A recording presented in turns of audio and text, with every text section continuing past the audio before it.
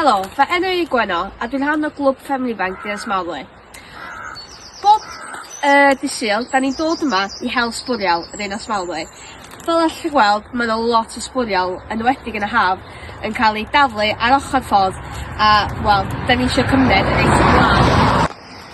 Mae hyn yn gyfle gwych i gael y gymuned o at ei gilydd. Mae yna ystod eang o oedlannau yn dod ar bob dydd Sul i helpu hel sbwriel. Mae'n cadw gymuned y lan. Mae'n bwysig i ni gadw ardal Miosffer Dyfi yn lan. Mae'n ardal mor gyfred a da ni eisiau cadw fe fel yna a cadw lle yn neud rydfedd.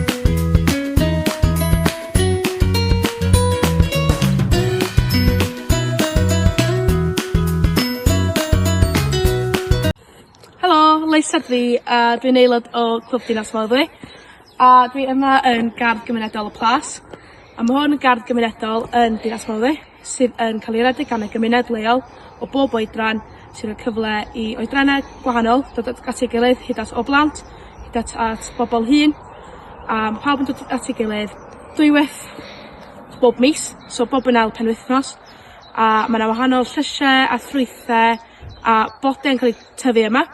Ac ar ddiwedd y tymor mae'n gyfle i'r gymuned leol defnyddio'r llysiau a ffrwythau maen nhw wedi tyfu ar hyd y flwyddyn. Felly yn fama mae'n dangos beth sy'n cael ei dyfu. Er enghraifft brocoli, courgettes, lettuce, sweet corn a wedyn fel nes i ddeud yn gynharach mae gyd yn cael ei ddefnyddio hwyrach ymlaen. Yma mae lleunyddio lleol yn cael ei defnyddio hefyd, er enghraifft glân ar gyfer gwarchod y blodau a planhigion. Felly mae'r ardd ma'n wych ar gyfer cymdeithasu a chael profiadau newydd falle sy'ch chi'n cael fel arall.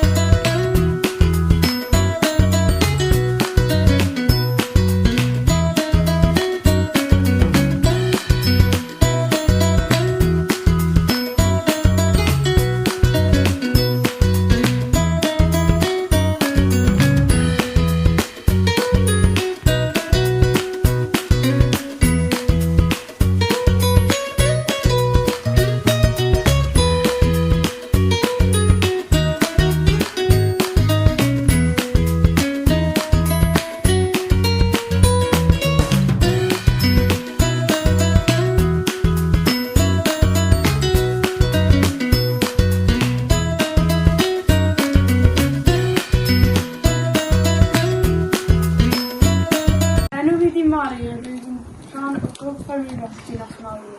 Yn ddiweddar, cael ei sylfaen o cael dafod biwla yn 2 oed barn. Mae'r dafod biwla yn wreiddiol o ganolbarth Cymru ac y mynyddoedd biwla.